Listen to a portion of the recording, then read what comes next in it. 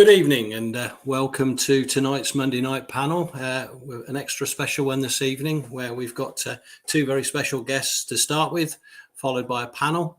I hope you're all very well and still recovering from that fantastic Saturday afternoon at the county ground. Without further ado, I'm going to bring Vic straight on because we've got a very, very busy night. Good evening, Vic. Very good evening to you, Andy. I'd just like to say that SAS Travel are open from 7 o'clock tomorrow night. Phone bookings only, but they've only got 2 spaces left for Walsall on Saturday. So from 7 o'clock tomorrow night, get on that phone quick. And if you want to get to Walsall via the coach and SAS Travel, that's the place to do it from 7 o'clock. Excellent. Okay, first off, we've got Sandro on. So without further ado, Vic, I'll bring Sandro straight on. Good evening, Sandro. How are you, sir? Good evening, Andy. Good evening, Vic. Very well, thank you. How can you not be well after that incredible performance on Saturday and a new signing in the building? So, yeah, things are really good and thank you for having me on this evening. Yeah, oh, pleasure. Right, okay. I'll leave you two to it and I'll be back in about 15 minutes. Lovely. And don't forget, we've got the gentleman who put us in front on Saturday joining us around about 7:15 to take us through that memorable moment for him and for us, I think it's fair to say. Sandro, thank you very much, Dee, for joining us this evening. Great to have you along. We've got lots to talk about in the 15 minutes. But first of all, a signing today and a departure yesterday. Let's go through the signing, Jake Cain. Tell us about Jake Cain. Yeah, look, he's someone we've been tracking for quite a long time, actually, and we tried to bring him in the summer, and for whatever reason, it didn't quite work out. He's a young 21-year-old, left-footed central midfielder from Liverpool. We've signed him on a 2.5-year deal. It's a permanent deal. An undisclosed fee was paid for him. He's got a lovely range of passing, really, really nice. Technically gifted footballer, sees the pictures on very well on the pitch, can play off both feet, but very good off his left. And I think he'll fit into our team perfectly, especially with that kind of double pivot that we played on Saturday. So really exciting and really happy to have Jake on board. He comes from Liverpool, one of the biggest clubs on the planet, and they produce very, very good footballers. I think Mr. Clayton might have helped him with his decision-making process in coming to the club. But yeah, look, I believe it's a real statement of intent for us, and we're really excited to have Jake on board. And I'm sure in time you'll understand exactly why we've signed him. Okay, well, one departure yesterday. Of course, Louis Reed going to Mansfield Town. He was there watching them play on Saturday. The reasoning behind that? Yeah, look, Reedy's been a great servant to the club, but ultimately he hadn't committed long-term to our club. That's fine. Louis's got to do what's best for him and his family. We had the opportunity to get a fee for him.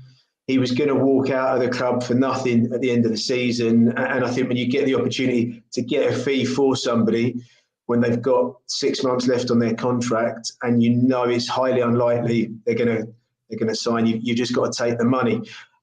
We wish Reedy all the best. He hasn't quite managed to hit the heights he did last season, and that's a bit disappointing, obviously, for all of us. And we can't quite put our finger on why that is.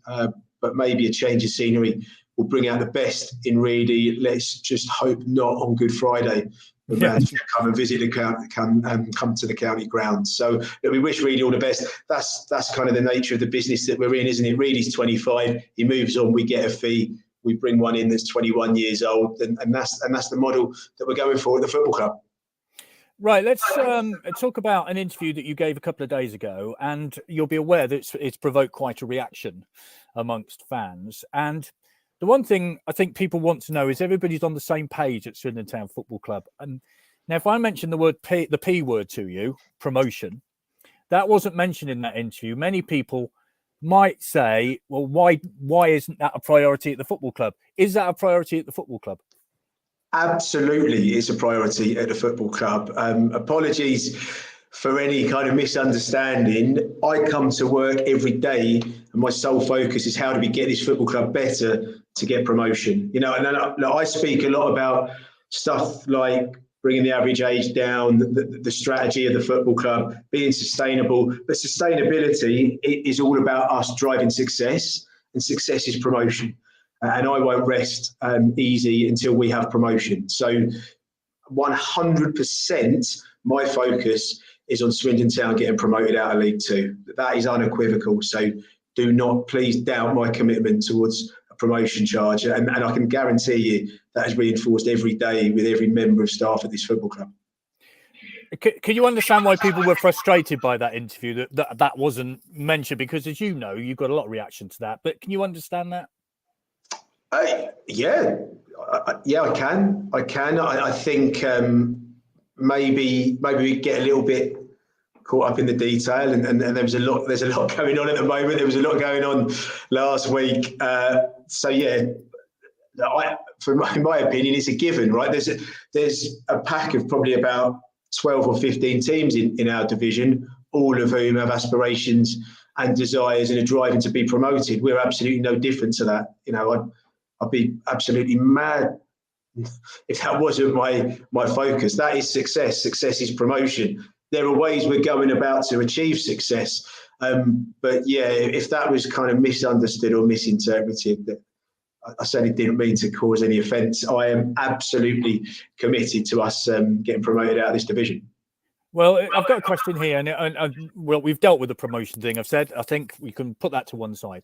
Can you ask Sandro if he looked at the selling power in League Two, please, and show him these 600 players sold from League Two in 21-22 season for total value of 1.9 million.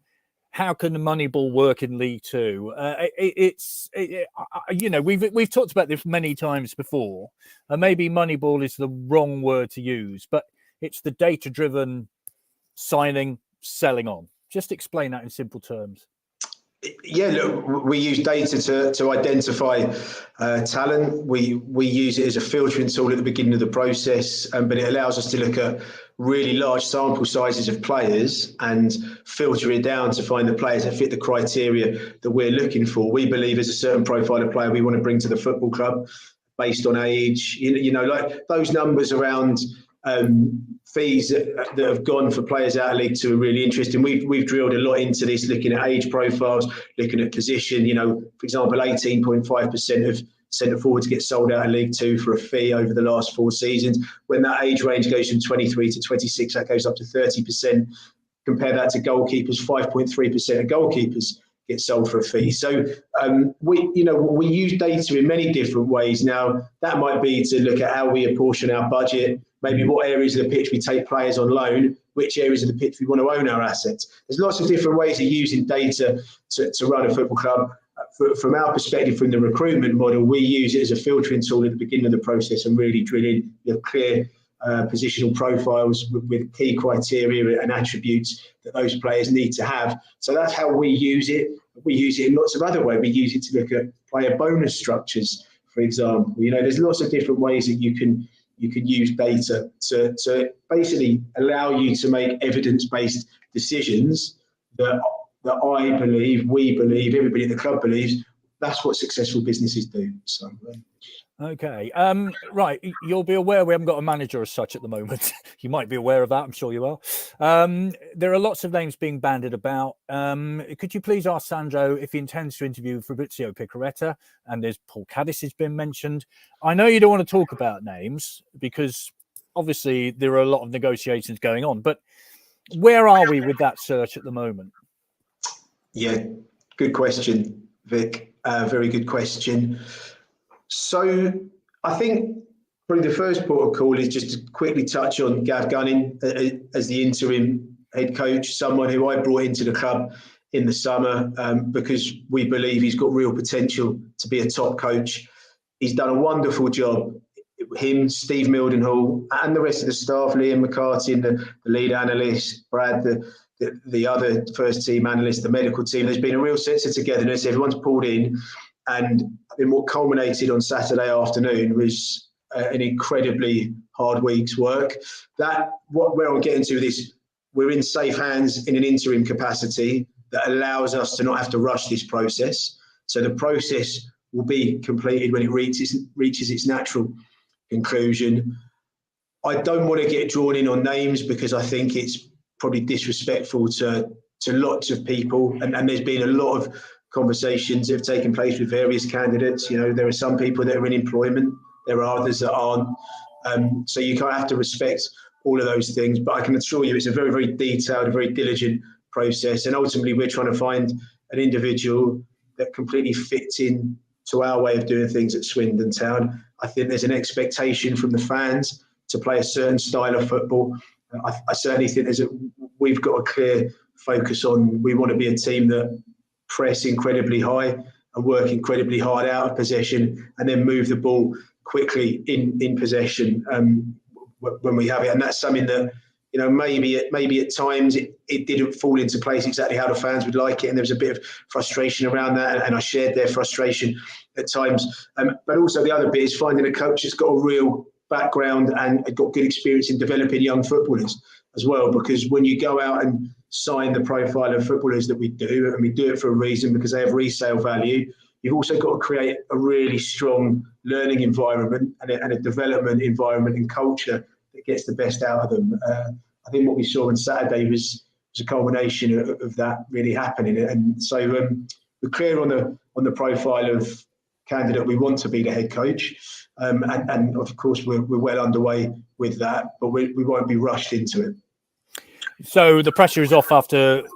I mean, what you're saying is that Gav Gunning, if possible or if necessary, would continue on Saturday at Walsall, and that result on Saturday against Grimsby certainly helped in that direction, which lifts a little bit of the pressure off. Is that what you're saying, basically? Yeah, completely, absolutely. And I think, obviously, it's maybe a lot of the things that people aren't party to is what the week looks like and the way that we work. And I've been so impressed with the togetherness from everybody in a football club, the attention to detail in the quality of work. And I think the players really responded to it. And I always think the players are obviously the most honest and the best guide as to how well coaches are doing and how well the week's been planned and structured and how much they've enjoyed it ultimately. And the noises coming out of all the players are incredibly positive. So that's encouraging because it means that we're in safe hands, and it also means that, long term, I think, and I believe we've got some really talented staff at this football club that are going to have great careers in the game. A couple of loan players that we have at the moment, Fraser Blake Tracy and Sol Bryn. Is there any danger we might lose them before the end of the transfer window? There's always a possibility because, unfortunately, the nature of loan agreements, the parent club have the option to recall. And with regards to both of them, Sol Bryn, absolutely not. You can never be 100% certain, but I'd be at about 99% with Sol. Fraser, I'm not sure I'd be quite at 99%, maybe 98% on that one. We're doing everything we possibly can to make sure these players that have come to the club this summer and have done a wonderful job remain here for the second half of the season. So, we're doing everything we possibly can. Would you sign FBT, if I might use that phrase because it's shorter, would you sign him permanently if you could? Yeah, look, I think if that was the best way of keeping him at the club, then absolutely we'd sign him permanently. Fraser's been superb, an absolute top professional. He's been excellent in everything he's done, whatever's been asked of him. Left wing back, left-sided centre half, in a back four, in a back three. So, Fraser epitomises everything we're trying to do at this football club, and he's been a great influence to have around the dressing room and around the club for the younger players as well. So, yeah, look, we'd love to keep Fraser here for longer. We've got loads of questions coming in, as you can. There's a bit of feedback there. Sorry about that. We've got lots of questions coming in, as you can imagine. So maybe towards the end of the transfer window, you could join us for a longer session. Would that be okay? That would be okay. That would be more than okay. I'd absolutely love that. Yeah. Right. One or two more questions then before I let you go. Let's have a look. Do you see, this is from Anthony, do you see any comparisons with this squad and your League One Championship winning squad with Wigan? I mean, obviously that's where your experience was before. The top three, although the gap's closed on Northampton, but Leyton Orient seem to be well on their way. Stevenage, of course, next Tuesday at home. What comparisons do you see? I don't see many comparisons in terms of the profile of the squad that we recruited. We recruited a much older squad at Wigan. The brief was go out and sign men. go out and sign experienced footballers that had been there and done it in League One. That's what Liam Richardson wanted. And that's what Gary Finley, the head of recruitment, and myself and Jimmy Dack and the rest of the team did there. So we went out, and I mean, that's your role in that field. You work to a brief and you go and deliver on it. So in terms of profile, it would be different.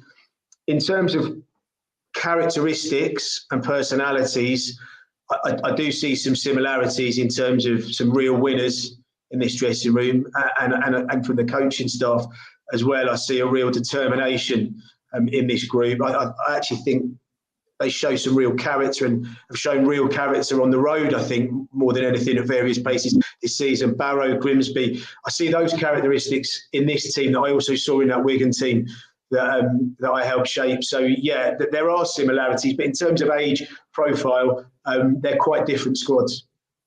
Okay, just a couple of comments for you. This is Romanti. If the kid is as good as Tom Clayton, he'll enjoy his time here, have a great career. That's Jake Kane, of course.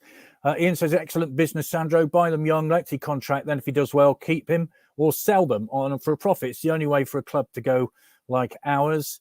Let's have a look. One more and then we'll let you go. Oh, yeah, this is Romana. How many other players are out of contracts at the end of the season so might leave in this window?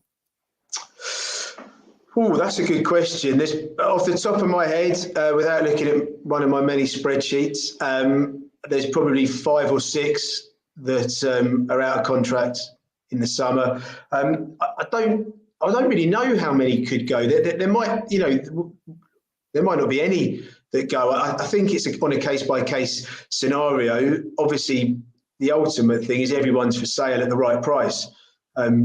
The shirt's behind me and myself in the chair I sit on. So that's just the way we are as a football club at this level, isn't it? You have to get the right price for everything. So I think it will depend on what comes in terms of fees and also what the wage bill looks like as well. So, I sat on the fence a little bit there, but those are kind of what we're juggling in terms of finances. Just a final question, because Charlie's waiting in the wings. You might have noticed he scored on Saturday. I don't know if you saw anything about that. Just a final question. Who is, we haven't got a manager at the minute, right? So there's nobody which says, I don't want this player, I do want this player, I don't want that player. So who's saying which player you want at the minute then, before we have a manager in? Yeah, myself. When I sat down with Clem in the summer, Clem said, I want a sustainable football club. Sustainability will breed success, which success is promotion. Now go and deliver a football strategy to support that, that's our recruitment model, ultimately, amongst other things. So when it comes to signings, we'd like to have a head coach in place. And when a head coach is in place, they have an involvement in the recruitment process, right. Absolutely. But we can go and sign players without a head coach because we have a real clear recruitment strategy and a real clear football strategy that ultimately Clem and myself have delivered for this football club and for you fans. Just quickly, you wanted Charlie Austin at the club? Oh, absolutely. Yeah, absolutely. Okay. No doubt. No doubt about that. And just quickly, what's going on with Luke Jeffcott? Luke will be with us till the end of the season, as far as I'm aware. We had the option to make it permanent. I'm not sure we're going to take that option now, but it was a season-long loan. So the plan is for Luke to stay until the end of the season. Sandro, thank you very much indeed for joining us this evening. And if we could talk to you towards the end of January for a longer time, that would be marvellous, because we've got so many questions, as you can imagine. Look, Vic, Andy, and all the viewers, thank you very much for your time. I really appreciate it. Maybe the beginning of February might be slightly easier than the end of January, but I'd love to come on and be a guest, and I always enjoy being invited on your show. Thank you very much indeed. And thank finally, you very much, Sandro. Really you do want promotion. I think we've made that quite clear. Sandro, thank you very much indeed. Thank you. Good night. Thank you very much. The best. Thank you. All the best. Cheers. Okay, without further ado, we will ask the next gentleman onto the panel. Good evening, Charlie. Oh, chaps, all right? Very well. Yeah, we seem to have lost your visibility. We have you on sound, but not on visibility. Yeah, he's there. He's all good. I'm there. I can see. Is it just you, Vic? It is. No, it's me and Andy at the minute. Yeah, but I can see you and Andy, and then I'm just in the middle bit. Yeah, he's fine. He's all Oh, good is he? there. Okay, Yeah. must be my screen. Anyway, all right then. Yeah. Thank you Right. very much indeed. All I'll right, leave you two to it. Yeah. Charlie, thank you ever so. Oh, there we are. There we are. There we Marvelous. go. That's better. That's better. Marvelous. Thank you ever so much for joining us, Charlie. It's been a while since we spoke. You were on the sofa a few months ago now when you were at West Bromwich Albion. I asked you the question then, will you come back to Swindon? You didn't really know at that point. But God bless you, sir. You are back at Swindon. How's that feel? Yeah, no, felt good. Since the conversations I think happened back before Christmas in December with the chairman, and ball started rolling, I think my mind was made up then. Listen, Vic, I made a very selfish decision on my behalf, on my family's behalf, to go to Australia. And then when it comes to the point that it wasn't going the way that probably I thought it was, and the family wasn't, when they wanted to come home, it was, listen, I had to support them as well as they did with me in the summer to come back. And listen, everyone looks at it, I've come to Swindon. Yeah, that's great. But what I done first was I made sure that my children got into the school that they was in first. I was always going to move back to my house. Swindon are a club that's affiliated, that I've got affiliation with. And I knew the chairman at the time because we was over in Australia at the same time. And then all of a sudden, everything just aligned and it moved forward. I was glad to get it done because it was almost in the end, it was a worst kept secret going. So I listen, it was one of them. But I'm absolutely delighted to get it done and to have the start, which is just a start. Let's not get too carried away. But the way we did it couldn't have gone any better. No, I said to you before we started this, there were, how can we put this, tears in the eyes of grown men on Saturday when that header went into the back of the net. What a header, if I might say so. What an amazing start. I mean, how did you feel when that went in? I don't know. I felt great. Like just a big weight, not a big weight come off my shoulders or nothing, because I always back myself to perform as well as I can. And so I just position myself in the right place. And Huts put a lovely ball in. He did first half, but the 10 minutes before, the keeper come and caught it. And then the second one, listen, I was just free, made enough space and headed it back across. And as soon as I see it went in, I was just delighted. And I ran over to the area where my wife and my kids were. And I knew obviously when the chairman was to celebrate there. And it was an amazing feeling. But even before that, Vic, I scored 2 in the warm-up and everyone started cheering. So I thought to myself, I better score in the game. So no, it was an amazing day, second debut as such. Yeah, I mean, I've said for many years you're the best natural finisher I've ever seen play for the town, and I mean that. I'm not just, I've said it many times when you haven't been at the club. I mean, where does that come from? Is it just a knack? Do you know where to go? How does that work? I wish I knew, Vic. No, listen, I practice, Vic. I practice now. I'm 33 years old and I love shooting. I love shooting every day at training. The coaches and that go mad because they don't want to do it. But I just feel like I need to see the ball at the back of the net. I've been very fortunate since I was a youngster that I just knew how to be in the right position and to put ball in the back of the net. And for something like that kind of comes to me, not easy because scoring goals is the hardest thing to do in football. But for me, it just feels natural. And I've just been able to do that throughout my career from when I was a youngster starting all the way up, going all the way through my career and being at 33, still being able to do it. How did you feel? I was going to say Sunday, but you were saying earlier it's today. It maybe catches up with you. You had 75 minutes or so, and you haven't played in English. You played in Australia, but not for a little while. I mean, how did you feel? No, I felt good, and I think it was a part of the game. The game was going well and was involved early enough, and the emotion and the adrenaline, everything like that was going through. And brutally honest, I found myself probably about 70 minutes. I found myself drifting out to the left a little bit, dropping a bit deep. And I always say to Gav and Mildy, I said, my issue is sometimes I end up dropping too deep, going and searching for the ball. I'm not too sure whether that was obviously tiredness or because Grimsby was down to 10 men and all that kind of stuff. But when it was 3-0, I almost felt like the game was done. And listen, Abu come on before for me, and it was great for him to get his home debut in the way the game was going. We was in full ascendancy. We was never going to lose that game at 3-0. And we went on then, and it was goal after goal on it, and to win 5-0 was an amazing day, which capped off a great afternoon. Yeah, can I bring you, Marcel Lavigne's goal? I mean, Yes. a lot of players might have gone for the header when the ball came over. You didn't. You just let it go. Was it a shout? And is that experience or what? No, Marsh shouted.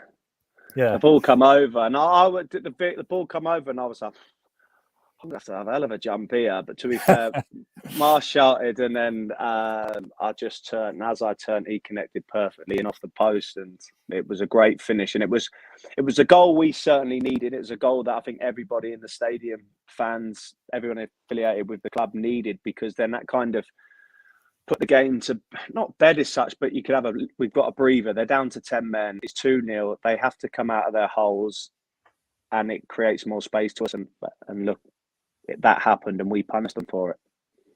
Got loads of comments. This is from Sean. Me and my son were delighted when you came back. We photoed up on our wall at home with you when he was a mascot back when he was younger. I could be wrong, but thought you did say once you'd like to finish here. We'll get onto that in a minute, because Darren's asked a similar question. What's your plans for after this season? Any chance staying with Swindon, i.e. playing coaching role? Is that on your plans? Well, I know coaching you want to get into, don't you? Terry says, I'm over the moon that you're back at Charlie. The county ground is a happier place. It was funny on Saturday, says Paul, no one knew the Nice One Charlie song. So I guess we have a lot of new fans at the club who didn't know the song. Charlie still wearing the lucky cap. What a performance from Charlie on Saturday. Proper leader on the pitch that we've desperately needed. Maria Julie Harrison Moss says, welcome home, Charlie. I mean, I got loads of comments like this. We could go on all night. But you feel that? I mean, I walked through the car park for the game, and there was a gaggle of people, and in the middle was one Charlie Austin. I mean, that's the sort of interest there is. I mean, it's extraordinary, really, isn't it? Yeah, it's been everybody since I've come back has been brilliant. Even before it was announced, they was obviously excited for me to coming back and all the stuff. Then when it finally done, and the week just gone, Vic, I wasn't too bad because I was concentrating on the game and I was looking forward to it. And then Saturday morning, my wife was like, "How are you?" And I was like, "Yeah, look, I'm not too bad. I mean, I feel fine." And it wasn't until I left the house and got in the car on my own, I was like, "Right, I've got to perform now. It's ready to go. Like, it's because obviously me coming back to the club brings expectation. Listen, we had 11,000 fans there, and I know it's not the weight on my shoulders. It's not all me. It's the team, but." I felt like they was all there to see me. As selfish as that sounds, to what it felt like for me, for what I was getting. And listen, when I got there, I felt nervous, but I was excited. And then when I got across the white line, it was like panic over. We warmed up great as a team, and I just thought, listen, we're going to be in control here today. I don't know. There was a different buzz for me being in there with them lads on game day, where it was, we're going to have a right good go here. And even training with them for the last week, 10 days as such, I feel like I've integrated into the group well. They've listened to me. I've listened to them. And like I said to them, listen, I'm open for a conversation. If you guys ever want to ask me for any advice or what to do on or off the pitch, then listen, I'm always here for that. Well, it's great to hear. I mean, we could hear you shouting, and it's great to see that happen. My kids say that, but they don't have the same. They don't have the same thing. Why are you shouting, Dad? Yeah, fair enough.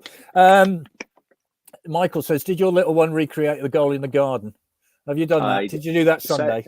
Not in the garden, mate. He's currently got a goal in the kitchen at the moment, so he's just walloping the ball at that. But no, do you know what, Vic? It was a proud moment for me to have it. Obviously, he's only 6, so he wasn't here when I was out the first time. And he's probably the only last 2-3 years he's kind of realised that I play football when I'm on the telly. He doesn't have to grab me out the telly no more.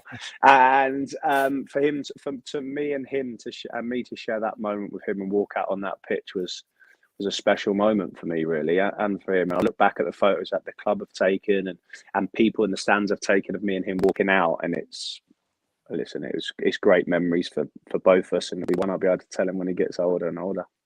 Absolutely. Well, we've got lots of comments, and what we'll do is we'll send the comments on to you, Charlie, so you don't have to. Okay. I won't read them all out, but they're all positive, I might say. Right, Walsall away on Saturday. Yes. If I might say this, the hype's out of the way now. You've had the game, you've got the goal, it was brilliant, we loved it. But now it's a tough away game at Walsall. Of course, I think you saw half of the Walsall home game. Yeah. Yeah. Okay. Let's not go any further. But I did know that it's about clear it up. I did leave at half time because my son was cold. Yeah. Fair enough. Yeah. Don't get me wrong. Don't get me wrong, Vic. What I was watching in front of me wasn't warm in the cockles. So when he said to me he was cold, I was like, right, let's get off. I got to say, Charlie, a lot of us felt like leaving at half time, but that's another story. So Walsall away Saturday, tough game. Yeah. You want to build on what happened last Saturday now, don't you? We have to. I think listen, I don't want to go over old ground or something. Listen, I went to QPR at the time when I signed back. It was probably 2 years ago now at this time of year. And they currently had 21 points after 23 games and one win, just kind of momentum and it built. And they ended up winning 15 games out the last 21.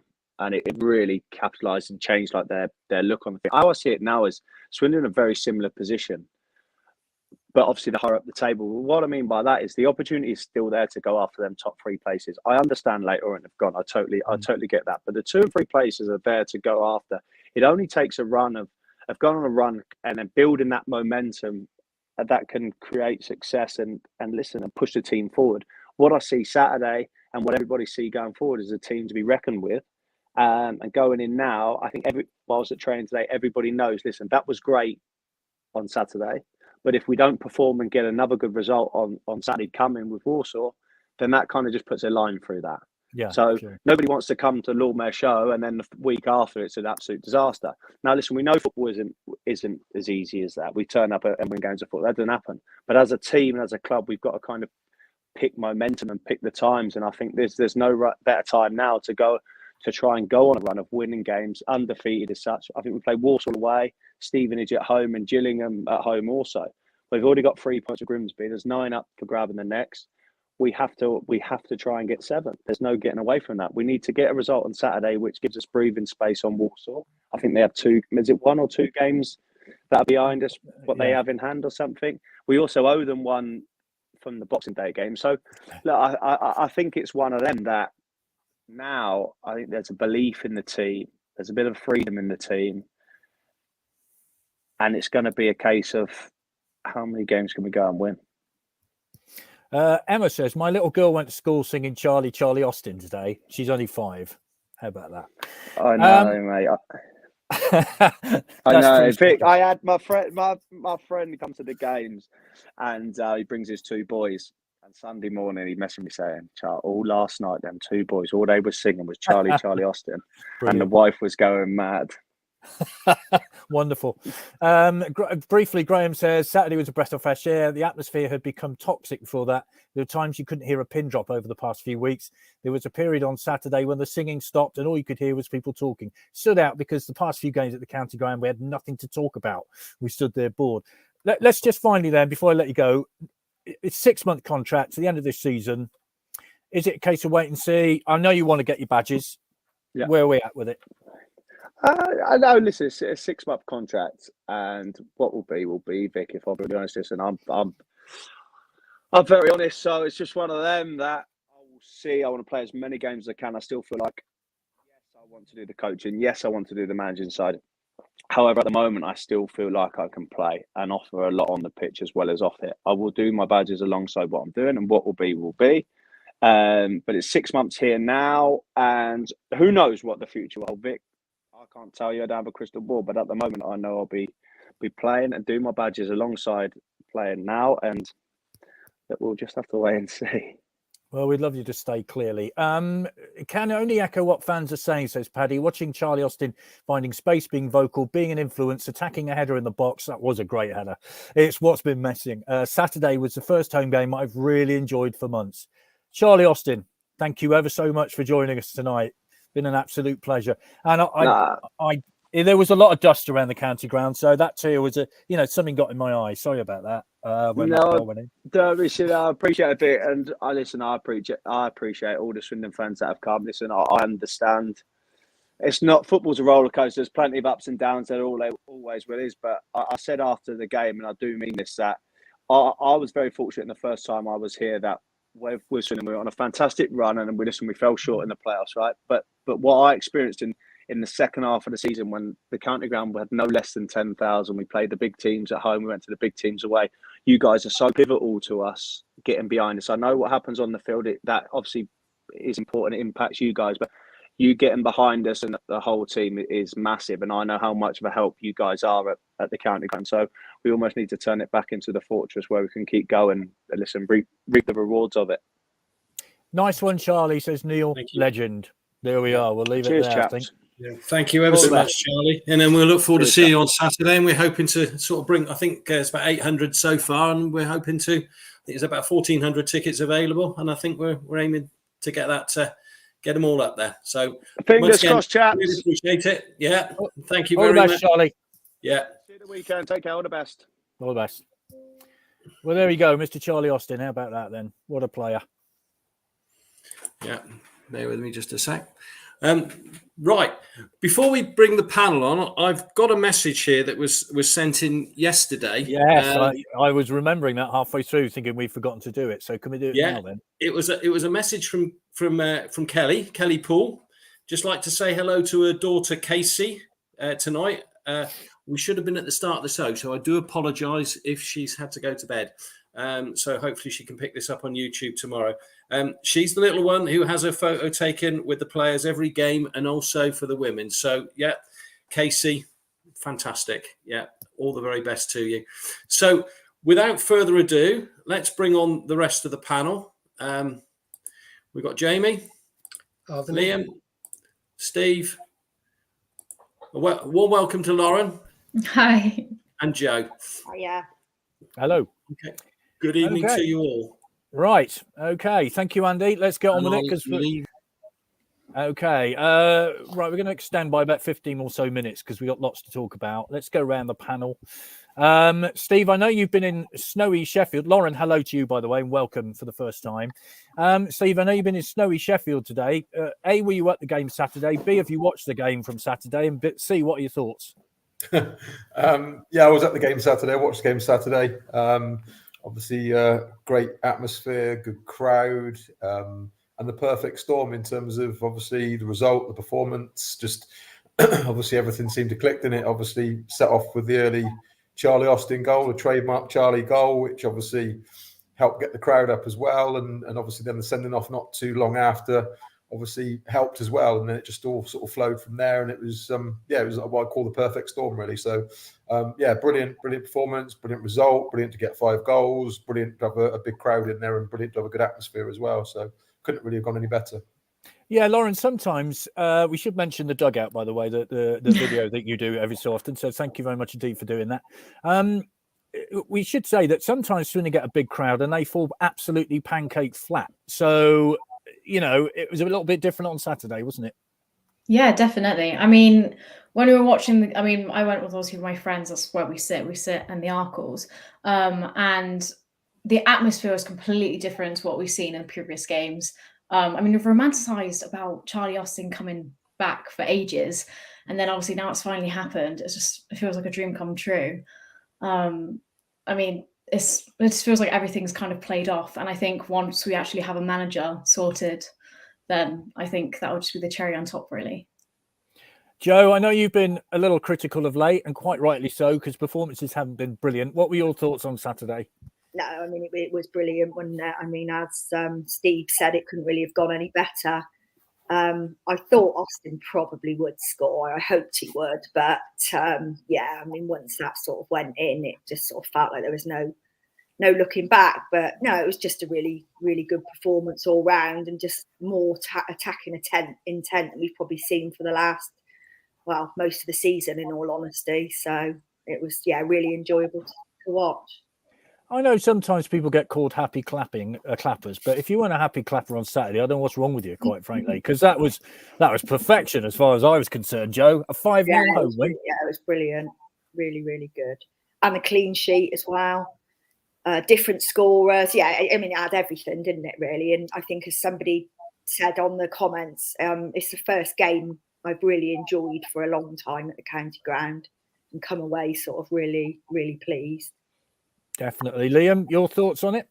Yeah, really big statement to the rest of the league as well. I don't think Leyton Orient and Stevenage, at some point or other, their form will drop, and Northampton aren't on form at the moment. So it was just brilliant all round. It was great atmosphere. It felt like the old days. Looking out for a big crowd, 10,500 of us. Well done, Yeah, Grimsby, 500 for bringing Grimsby, yeah. 500. Yeah. Excellent, lovely stuff. One thing I am going to mention though is how Gav Gunning and Steve Minor, see what I did there, Wiltshire people? Yeah, I do. Yeah, very well done. Yes. That what I thought was brilliant was that they made the change at half time. We've moaned all season, haven't we, about them not making in-game changes, bringing on the wing backs as such, making it into that the wing backs going up the side made a real difference. It tired them out quite quickly. Great stuff. Really enjoyed it. Yeah, Lee says it was actually nice to walk out of the county ground with a massive smile, not used to winning at home. Steve Hale's been picked up for the Coventry City jumper here by Sean. So if you want to cover that badge up, we'll let you off. Jamie, your thoughts on it? I mean, I don't know about you, but it was the perfect. I was 25 minutes, I think, when Charlie Austin scored. That got the monkey off his back, really, didn't it? That was the moment everybody had come to see. It happened. It was out of the way. I mean, he could have had another in the second half when he hit the bar. It was almost a perfect sort of, well, perfect storm, as Steve has described it. Yeah, I think if you were writing the script beforehand, then you probably couldn't have made that script up, because I think it had probably just about every bit of entertainment we hadn't had in the previous 5 home games, particularly when you throw in the drama with the referee and everything went with it as well. But I think when you started looking at the weather forecast and people started talking about the famous wind tunnel and the conditions looked terrible, then kind of the slight kind of nervousness was whether it was going to turn into the kind of game we didn't want it to. But I think that early goal helped, didn't it? I mean, the pressure got taken off of Charlie and the team, I think, and the atmosphere noticeably changed, didn't it? It was much more positive than it's been the previous weeks. And I think a number of people have said it felt like a team that the shackles have been taken off. They seemed a lot more free, and I think we were all kind of scratch our heads a bit with the formation to start off with, but it certainly seemed to work, and it certainly seemed to suit the players maybe going forward a bit quicker than we've been doing for a while. Mitchell says, and I didn't want to mention the B word to Charlie, but Mitchell says it isn't going to be automatic promotion, I'm afraid. It's going to be Charlie getting revenge at Wembley. You know what the B word is, so I'm not going to say any more on that, but we'll see. Steve, we talk about turning points in the season. Mansfield away looked to be a turning point in the season with that 5-2 demolition of Mansfield. It didn't turn out to be quite like that. So is this a turning point or not? Football is such a tough industry. So many factors on winning, losing, form, illness, injury. It's so hard to say. Like at the moment, obviously Leyton Orient are absolutely flying. Northampton have had a dip. They've been really strong, but they're on a bit of a dip now. But not Leyton Orient certainly seem to be obviously the strongest team in the division. I do think you're going to get these roller coaster rides with Swindon. With obviously each year there obviously seems to be changes with managers, players. That can have a massive impact. You've got no stability. You've got no rhythm to get into. Sometimes it'll take a team a while to get, take a few seasons to really kick into to be a strong unit, shall we say? And it's difficult when there's so many changes, obviously. And as we all know, there is, young players, which what you get with young players is a 4 out of 10 performance one week, a 9 out of 10 performance another week. Whereas when you get more experienced players, you generally tend to get more 7 out of 10 performances. You sort of know where you stand a little bit more. They've got that experience. They know how to handle certain situations. Where the young players, like I say, you get a lot of potential, but but can they deliver that week in, week out in the cut thrust of, Tuesday, Saturday football, League Two football, difficult pitches, all those things. So it's really difficult. It's hard to say. I couldn't put my cards on my chest and say, yeah, that's it now. Swindon are going to fly. It's great. It's a great victory, and they have to build on that, obviously. So only time will tell. Yeah, as Charlie was well aware, Walsall away on Saturday is a tough game, so that will be a benchmark for them. Whilst Steve has got a bit of stick for the Coventry City jumper, Liam, you've got a bit of praise from John. Well done, good man. That's excellent. That's much better. Liam, you've got a lot of praise from John Stevens, who says, "Well done for the XTC T-shirt in the background." So that's good. So we balanced it out. Drums and wires. Marvellous. Good evening, all. It was a fairy tale match. Great score, clean sheet, and of course, Charlie scoring on his second debut, and great crowds. Credit to our medical team on their swift actions too Saturday, and I think we should say that to Ali Willits as well and the medical team. That was a horrible moment, wasn't it, Liam? And I think there was the usual, when the referee fell over, there was the usual sort of cheers, as you know, when anything happens to referees, that kind of is the way of it. But people do seem to realise pretty soon, and it was quite serious. You guys won't know, I'm a registered nurse. So at one point, and there was sitting too long from me was a friend of mine who's a doctor, and we were at one point looking quite serious. There was a little bit of taunting going on around us, but no, as soon as he went down, it looked serious. It looked serious. And well done, the physios, ours and theirs. Brilliant work, work, actually. And how important is that to get on as quickly as that? It's a head injury, let's be honest. And then any of us who've played football have had a ball in the face, and we realise what it's like, you know. It's not... Sorry, the immediate assessment was what I was going to say, and they did that. They didn't hang around for 10 seconds. I know it's the referees that makes a difference, but no, to their credit, I thought that was really good, and there was a lot of respect then, wasn't there? Round of applause and everything when he was taken off, and it actually seemed to do us some good, didn't it, on the pitch, because it seemed to settle us down a bit. We up until then, I think, despite having the goal, wasn't it? We were one up at that point. That we seemed to, lose it really, but we did settle down, and that was much better. So it was a good few minutes, and I'm really pleased that he was up and sitting up by the end of the day, wasn't he, the referee, and discharged home, which is good to hear. Absolutely, Lauren. I'll let you pick up this point. It's Sean says I did pick up on Charlie saying the word freedom. Steve says I've been saying for ages they needed the shackles removed. Of course, it was obvious they were being shackled. It's difficult to know what's being told by coaches, etc. But is that how you felt on Saturday? I feel like, well, I think especially since Stephen, they've taken over. Sorry, my brain's just gone blank. But yeah, I think as soon as they took it over, because they have been in shackles. I think when Lindsay definitely was managing them, they were put in a formation that didn't really work, and I think they were put in the same position over and over and over again, and we were literally screaming for a bit of a change up, and nothing was happening. And finally something's actually been put in play, and that link up, especially between Austin, Wakeling and Rashaan, like that was amazing, and it was beautiful, and it played off. It played really well.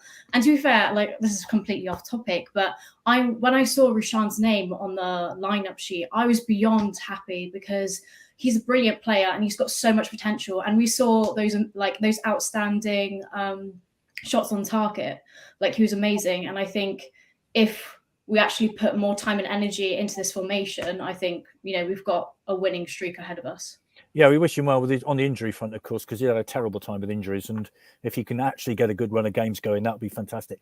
Joe, I know it's fair to say you've been critical of the style of football.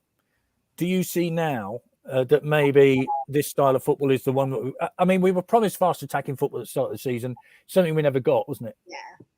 Yeah, it was just boring, wasn't it? What we've been sort of watching for most of the season, and I think it was just the lack of attacking and shots on target. We went a number of games where I think we didn't even have one shot on target, which is just awful to watch.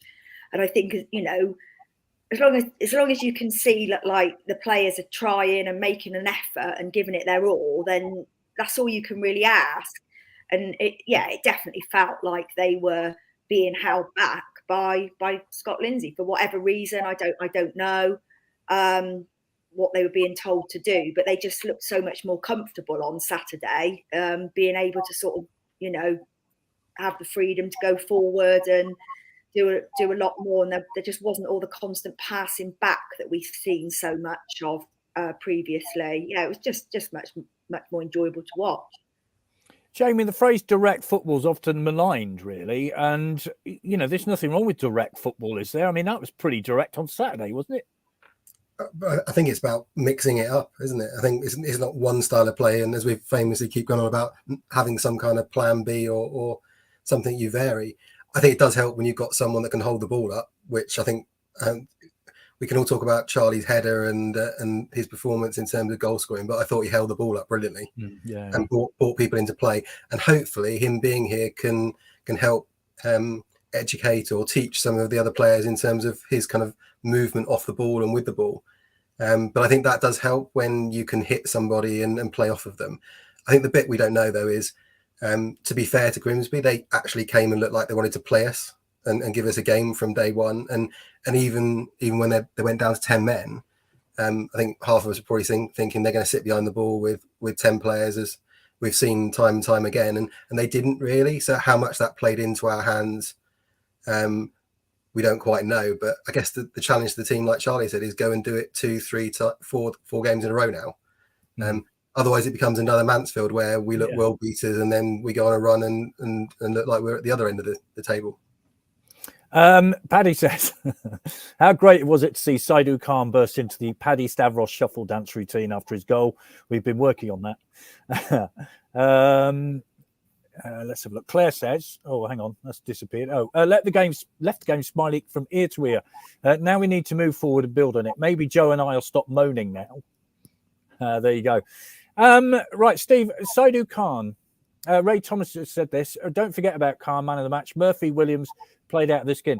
I think, to be fair, if Charlie Austin if he hadn't played on Saturday, he'd still got man of the match somehow. It was destined to be, wasn't it? But Saidu Khan was fabulous, wasn't he?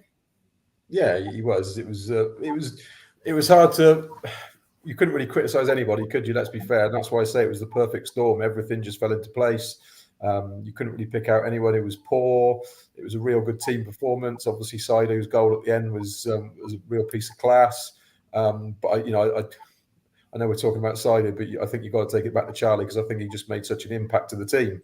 Obviously, scoring a trademark Charlie goal early in the game. As I think it was Jamie mentioned, his hold-up play is excellent. He's not what you'd call a big target man in terms of being 6'3", 6'4", but he uses his body really well. He uses his experience really well. He's strong holding the ball up. He brings other players into play. You could tell that Grimsby players were aware of him, scared of him. You know, the Marcel Lavinier goal, it was delivered to the back post. Charlie was there, Lavinier was behind him, but you could almost see the Grimsby players more worried about Charlie. And then obviously it fell perfectly for Lavinier to hit a fantastic shot. But I think they were just his presence was enough to concern the Grimsby players, should we say. So obviously he's hit the bar, he's got the crowd going.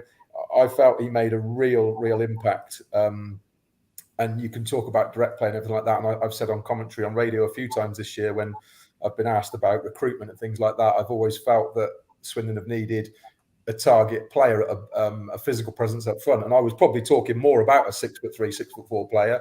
I didn't obviously ever envisage Charlie becoming available and coming back to Swindon, but that was having that focal point up front made a difference, because when it's been just Jacob Wakelin or Russian Murphy or anything like that, they're not that physical presence, so it's difficult for them. So I just felt that Charlie did make a massive impact within that side. But yeah, going back to Khan, I thought he was excellent. Just take through that Charlie header as a coach then. I mean, ball comes in. I mean, he met it, guided it into. I mean, it was a perfect header, wasn't it? He's just, you get those centre forwards, don't you? He's one of them who sometimes I don't think you can coach that. I think some players like Charlie and Shearer, the top players, they just know where to be. It's a given. They position themselves between the goalposts. They time their runs. They make a movement to go one way and then take their run the other way. It's just a habit and a knack. And I don't think that's easy to coach, to be perfectly honest with you. But he's made a career of that. Like I say, he's not 6'3", 6'4", but he scores a lot of goals with headers, and he just knows where to be. And I'll say part of that is natural. Part of that is his experiences, really. Yeah. Hello, Pete Lango, former youth player. It's also his talking and advice on the pitch. You could see it a mile away, and he was helping all the young lads, made a massive difference leading the line. Glenn says it was good also to see Charlie's through ball to Wakeling when he was brought down. Great contribution. Rashane played a blinder. Really nice lad. Paul says, one great thing about Saturday was not once did we get the ball down the channels and then pass it back to defenders, which is the first time this has happened all season. Sean says, even Shade was superb when he came on. Let's have a look. Rob says, Saturday was much more than Charlie Austin, though what a difference he made. It was more than beating 10 men. It was about a fundamental change in tactic. The crowd loved it, and clearly the players loved it. Fantastic day. And how key was Bryn's early save, Liam? Let's not forget that. He was like 30-odd seconds in. Terrific shot, wasn't it? For 30 yards or something like that, wasn't it? It was very good. He took his shirt off at the end and threw it into the town end, didn't he? As did Blake Tracy. And I know you asked Sandro earlier, Vic, but Giving shirts away in January is always scary, isn't it? Because we don't know And what's cold. happening next. Yeah, well, they're hard guys. I think Bryn's the best. Steve will know better than me, but I think he's the best keeper I've seen all season, and he's certainly been the best keeper we've had since a very tall German. So he's excellent, very good indeed. And yeah, if we can keep him to the summer, I mean, he's not going to. He'll go on to bigger and better things, won't he? He's got a real talent. But that was back to what your question was, a great save. And, he just kept it fresh at the back. They were all talking to each other, weren't they? You could see it. It wasn't just Charlie. The whole team were communicating really effectively. And I haven't seen that either. Maybe Shackles kept them a bit quiet previously as well. Yeah, it'd be interesting to see what happens. I mean, Fraser Blake Tracy, I think if we could sign him, great. But to be fair, Lauren, there's no chance we're going to sign Salisbury. We couldn't afford him for a start, could we? And Middlesbrough would want him to move on to bigger and better things, I think. Well, it's a shame, really, because I actually think that if it wasn't for Bryn, we would be a lot worse off this season. I mean, he's saved some cracking goals this season, especially. And I think if we didn't have him, we would be in the... Well, I can't swear on here, but you know what I mean. So, but this is what I'm saying. Like him and Lav, I think carried the season. I think that's a bit too bold to say, but him and Lav definitely carried the season so far. But now, obviously, we have Charlie. It's a completely different ball game. So, yeah. And when you talk to fans, what's been their mood? Would you say? Well, it's a bit hit and miss, really. I think before, obviously, the whole Charlie Austin deal went through, it was just a bit. Fans would go in, and then obviously it was that whole conversation of the teams that we play that are good, we always do better than them somehow, and the teams that we expect to win, we don't win, if that makes sense. Like we always do worse off. But there was never that atmosphere that we experienced on Saturday. And it's brilliant because I feel like I haven't actually experienced an atmosphere like this in a long, long time. And it's just nice to actually feel like we do have a Swindon Town fan base once again. Before, like, it's been gone for a while, and it's just nice to actually feel like we have like a family. This whole Swindon Town like fan base that's been literally romanticized for so long, it's finally coming back, and it finally feels like it's live again. So it's quite nice. Yeah, it was terrific. Tony says Gavin Mildy had a great day. Interview after match, didn't take any credit. Best interview all season. Steve says Kane in, Reedy out. Good business. What about that atmosphere, Joe? Because there's a lot of work going on to try to improve the atmosphere at the county ground. But you get a game like that, hey, takes care of itself, doesn't it? Well, yeah, exactly that. And I think it's been really difficult, hasn't it? Because there hasn't really been a lot to cheer about. So the atmosphere has been really flat, and it's almost like we've been almost getting to the game, and you sort of already, when you get there, there's no atmosphere at the start of the game. And then in games we've gone behind, then straight away, then everyone, this sort of like discontent is starting, and the murmurings and that type of thing. So yeah, it's just been a bit rubbish, hasn't it, really, the atmosphere. So, and that's all you need. You just need a good performance, really, and something that's like enjoyable to watch, which we obviously got on Saturday. Obviously, there was a relatively early goal, and then there was the sending off. So, I mean, the game did have everything, didn't it? But yeah, no, it was just, and the atmosphere was just really good from the start to the finish, right the way through. There was very few parts of the game where it was quiet, like somebody said earlier, where previously you could almost hear a pin drop some games. It was just quiet, so quiet, and it was just awful. Let's park Saturday then. I think we all agree it was pretty terrific. The one thing we haven't got at the minute, Jamie, is a head coach stroke manager. Sandro said they are talking, obviously, but I know he knows it's unprofessional to reveal names at this stage. Many names have been bandied about. Where are we going? Do you think we'll get one soon? Who's your preference? What are your thoughts? Who knows, Vic? To be perfectly honest, I think it's one of those where you look through the names. Who knows whether they're actually talking to them, whether they're not talking to them? I get the distinct feeling it's not going to be someone that's going to knock people's socks off. But then, is that the model we're in anymore? Probably not. I do hope it's someone with a little bit of experience. I think the position we're in and the number of years we've now been stuck in this godforsaken Northern Division, we need someone who can get us out of it this year. And as much as I'd love a a manager that we've had in the past, where you can develop them, they develop with us, and it's exciting. Is that what we need right now, or do we need someone that can guarantee us getting out of this division? Who that is, and whether it is someone that is here to see us get promotion, and then there's it's not a longer term plan, it's a shorter term plan. I don't know, but I can't say I'm overly excited by any particular name, one or the other. I just think it's someone that hopefully can manage this team and get more out of them than maybe Scott Lindsay was able to. There might be a few Premiership managers looking for jobs soon, but I can't think we're going to get any of them. So let's rule all them out. Liam, what would you like to see? Well, Paul Caddis's name's been thrown in today, hasn't it? Which is an interesting one. I think, you know what? I think that'd be good if he could bring in an experienced guru or mentor or coach with him. I think that'd be really good. Paul Caddis is a Red. So, why not somebody like that? I'm not Steve Morrison. I go in and out of Cardiff for work, and all my Cardiff City friends never rated him. And it will be another Flitcroft type appointment. I think that we'll end up going all zonal and challenging and signing large players this month, which is what he did at Cardiff. No, my heart says Paul Caddis. My head says it's going to be somebody else, and maybe a name that hasn't even been thrown in yet. Matt Taylor says Artell ticks all the boxes for me. Well, several Matt Taylors. One of them would do. Rotherham won 4-0 at the weekend, though, didn't they? Steve, from inside the game, what would you be looking for? I'm not going to, ask you whether you got any inside information, unless you have and you want to tell us.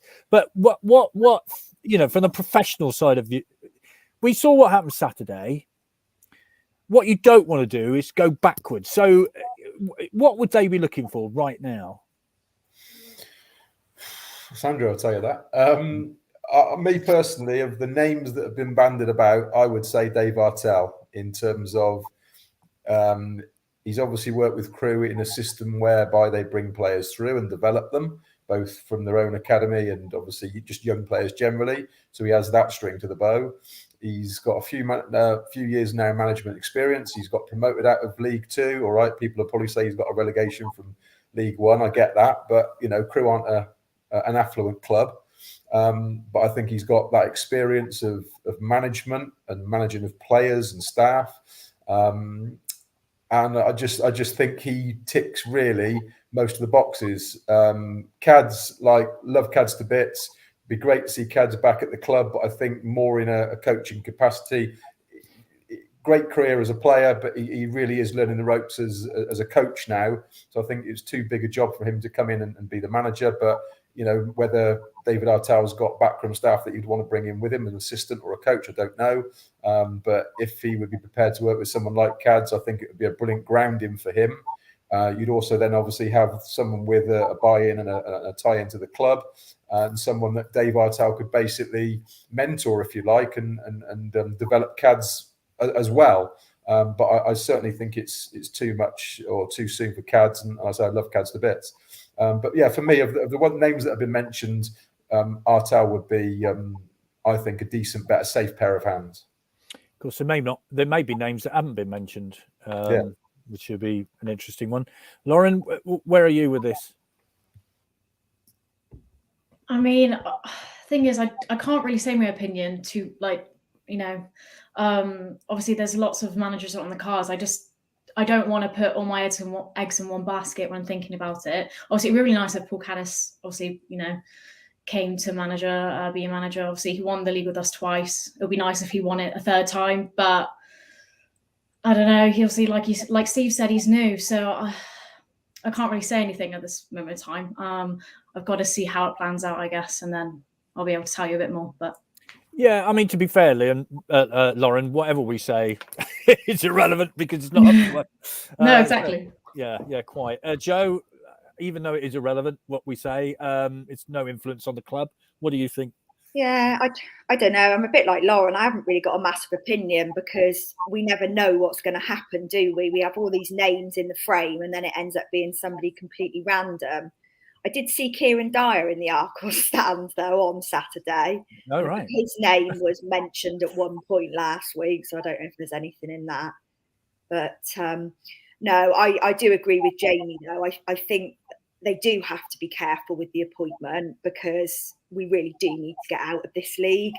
And if they appoint somebody and it doesn't go particularly well, and it's clear that we're not going to get out of this league this season, then that's going to have an impact on next season's crowds and season ticket renewals and everything. So yeah, we just need to get out of League Two.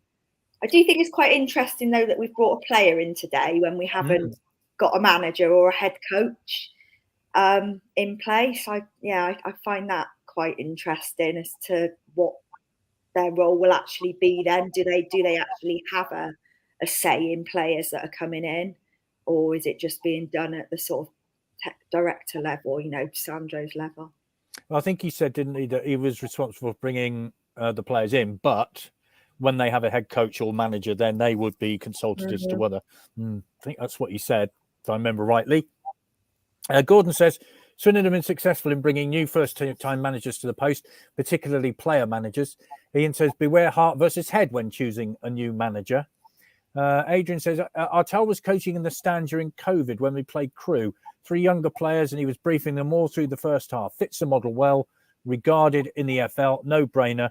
Dyer was interviewed, says Adrian. So maybe he was here for an interview, who knows. Michael Doughty was there Saturday. I know he was because I spoke to him. I'm just saying he was. Right, anyway, let's part managerial talk, because as we said, we're not going to make the appointment, so whatever we feel is neither here nor there. Jamie, Walsall on Saturday, big game really, because we're all going there off the back of an emotional bounce on Saturday, but it's a toughie. I mean, that game against Walsall at Boxing Day was horrible, let's be honest. We want to see better than that, don't we? Absolutely, we do, yeah. And I think that's the test, isn't it? It's we played really well and we set our stall out, but we've got to go and do it again against potentially a really good team and someone that's kind of in form as well. But also, who knows what the weather's going to be? It doesn't look like it's going to be great by the weekend again, so it becomes a bit of a lottery. But hopefully, they go and play with that kind of same freedom and potentially with the same kind of formation. And I thought it was really interesting that Sandro made the comment of they're kind of in safe hands and we don't have to rush anything. So which kind of suggests to me maybe there's not going to be anyone in place by the weekend. So maybe we end up with something similar. But that's going to have a bit of a go at them. I think the Walsall at home, we never had a go, did we? We never looked like we were in the game, and we never looked particularly interested in getting back into the game. And I thought that was what was interesting at the weekend, is also the changes and the formation and not being afraid to make substitutes. So let's go and do the same again. And who knows? Maybe they're looking for an excuse for someone to go on a run, and then maybe there's other people in the frame if they're in the job already. Well, if you cast your mind back to May, we had a go at Walsall then, didn't we? 3 goals in about half an hour. It was all over. Different set of players, I get that. But what a fantastic performance. Liam, Walsall away, as we've described it, Walsall at home was, well, turgid, to say the least. What are your thoughts on Saturday? Their centre-halves are big and scary, aren't they? I recall from the Boxing Day game. Very much like the old Newport team under, what's his name, Flynn as well, isn't it? It's that sort of style. They've signed big fellas. But we're mobile, aren't we? Those, Hepburn Murphy and Wakeling were mobile on Saturday. If we could do the same, get the wing backs past them, I think we just got to go at them, actually, to be absolutely honest, and try and break it down quite quickly. You never know. I think Walsall, a lot of people are talking about Walsall, aren't they, as outsiders for the playoffs. They're more than outsiders now. They've had a real run of form. They were on a run of form before playing us, and they've continued it with that since. I as ever, I'm always a half pint full, so I'm hopeful. Fair enough. Sarah says Walsall have had their 14-goal striker recall back to Mansfield. Dave says having 2 home games after Walsall could be good for us. Let's make a county ground a tough place to come. Big centre back Monte suspended Saturday, so that's good news. Steve, I mean, it was the Charlie Austin show on Saturday. I know he didn't want it to be, but it was. Let's be honest. As I said, he would have got man of the match if he'd just stayed in the car park, quite frankly. But this is the test Saturday, isn't it? This is Tyree Shades going back to his former club, of course. This is a test, isn't it? Oh, 100%. I think as brilliant as it was on Saturday, you can't get carried away. It's one game, like I said, perfect storm. But even Charlie said, now you've got to back that up with the next game and the next game and the next game. That's why you just can't get carried away with that. It will be a difficult game. Walsall, a difficult side, a very physical, direct side, workman-like side. Don't give up. That's a Michael Flynn side. I think Danny Johnson's gone back, but then they've signed Jamil Matt. I don't know if Yes, they have. Yeah. I don't think he was in the squad on Saturday. Whether he's signed from Forest Green with an injury or whether he just wasn't registered in time, I don't know. But if he plays, he's a real handful. And they are a set play side as well, as we obviously saw at the county ground. So it will be difficult. And as I say, the proof in the pudding is can Swindon back it up with what they delivered on Saturday? Can they go to Walsall and deliver a performance and get a result? So there's no question it's going to be a tough game. No question at all. I would always think, though, Steve, after a game like that on Saturday, they'd kind of be in the dressing room sort of climbing walls to get on the pitch again, wouldn't they? I mean, wouldn't that be the feeling?